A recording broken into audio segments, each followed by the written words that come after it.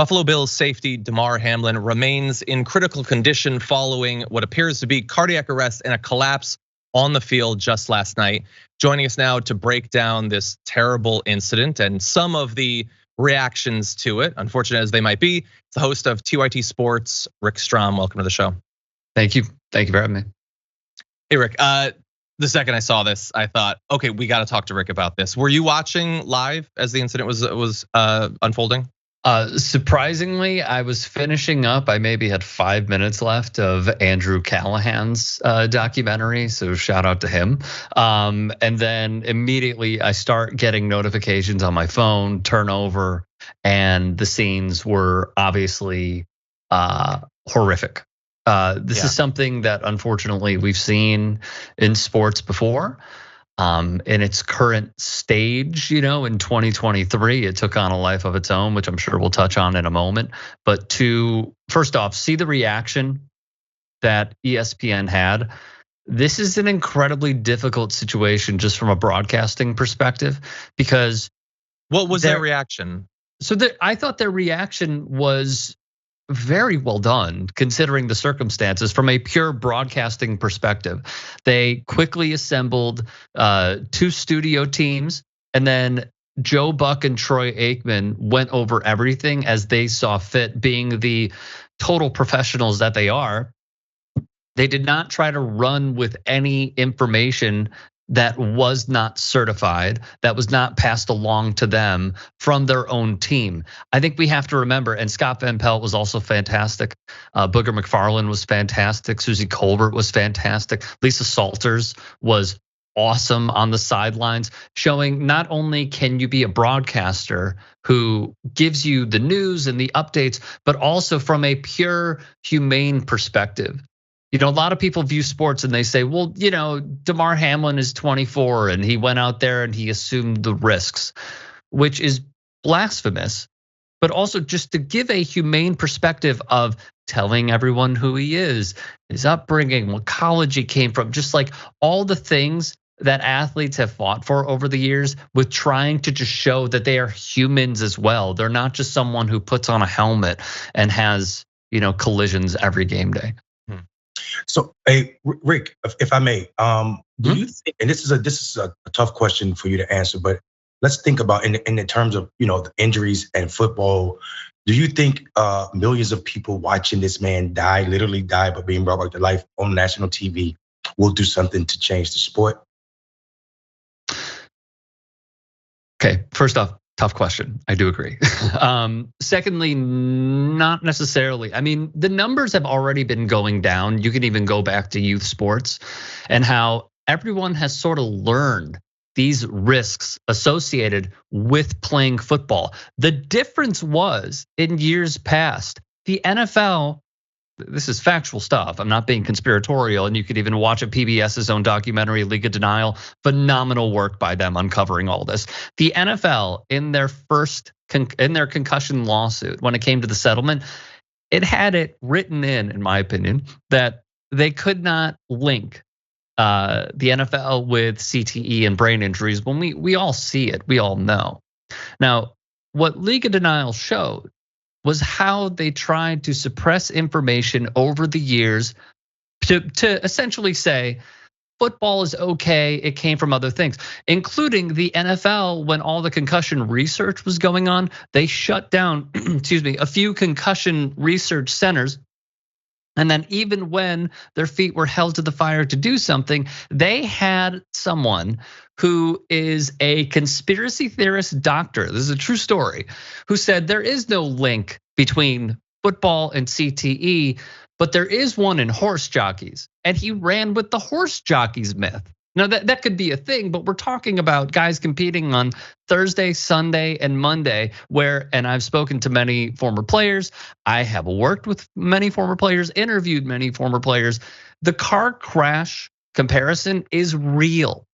That's why a lot of them say we can't get our bodies ready on a Sunday for Thursday night football. It's almost impossible.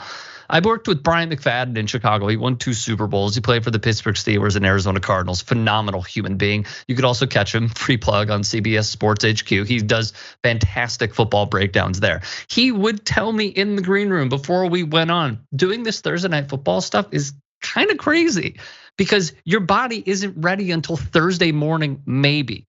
And it does feel like you were in so many car collisions. So to give a long-winded answer here, the numbers do indicate that youth sports participation is way down, and it's only going to continue going down because of all this.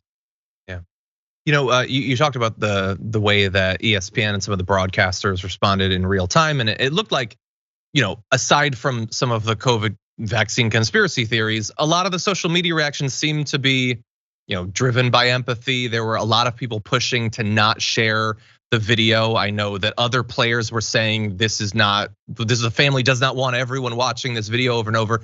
What do you think about the way that the NFL actually handled it? Obviously, they did postpone the game, and I think as of right now, we're still not sure exactly what's going to happen with that. But it seemed like initially their reaction was very different. What did you make of the NFL's reaction? Okay, so let's go back to the broadcasting perspective for a moment. So Joe Buck and Troy Aikman, fresh off signing monster deals to be wooed away from Fox Sports to become the voices of Monday Night Football.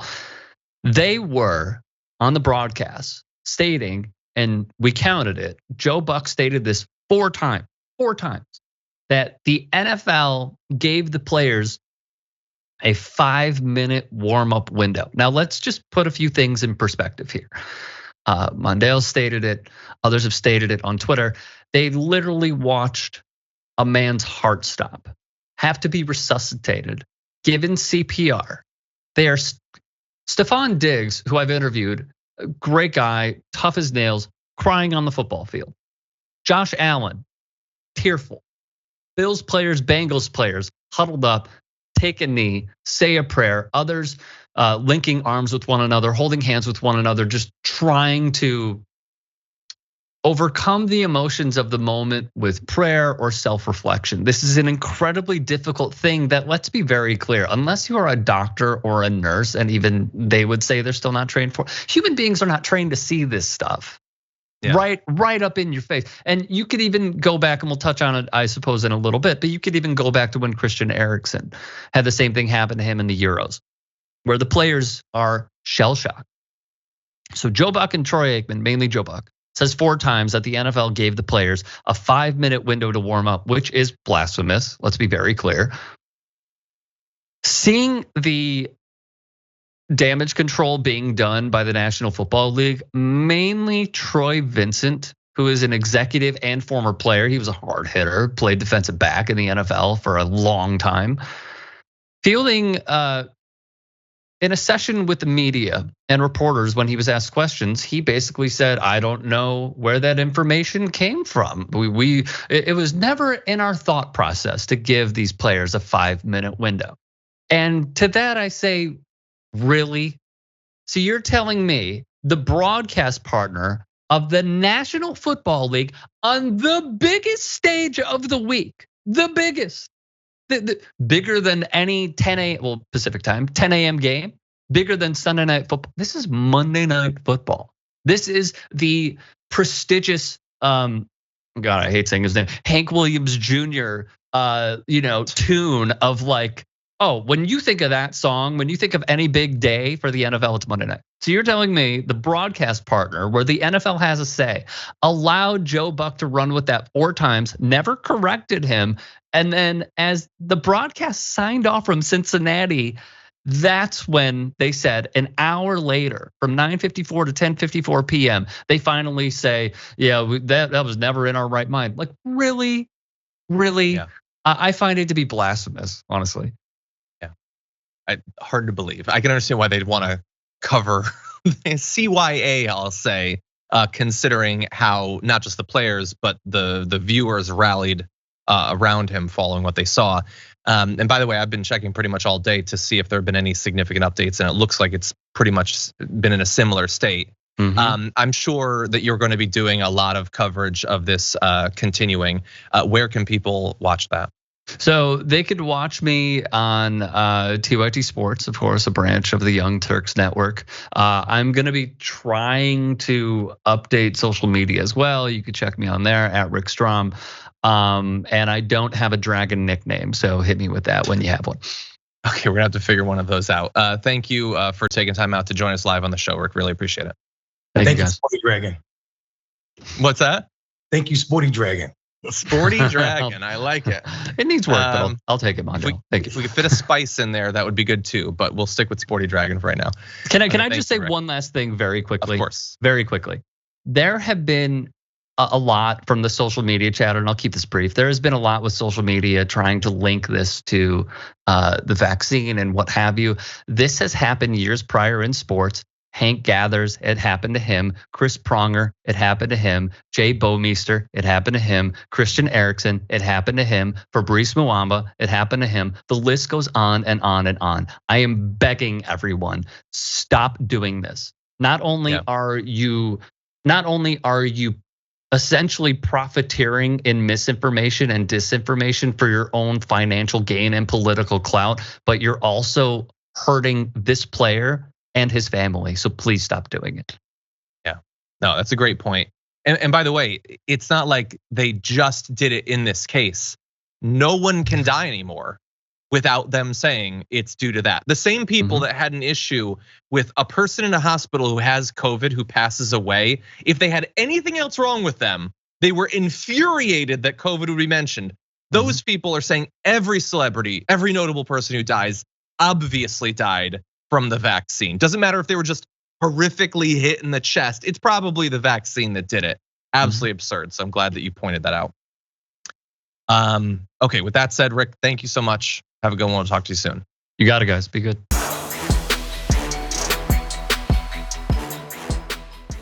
Check out the Damage Report podcast each day, wherever you get your podcasts, whether Pocket Casts or Stitcher or iTunes. You can join me as I give you the news and stories you want, with a range of co-hosts and interview guests jumping in on the fun each day. Again, that's the Damage Report, wherever you get your podcasts. And if you get them at iTunes, don't forget to rate and review. Sometimes I'll read them live on the show.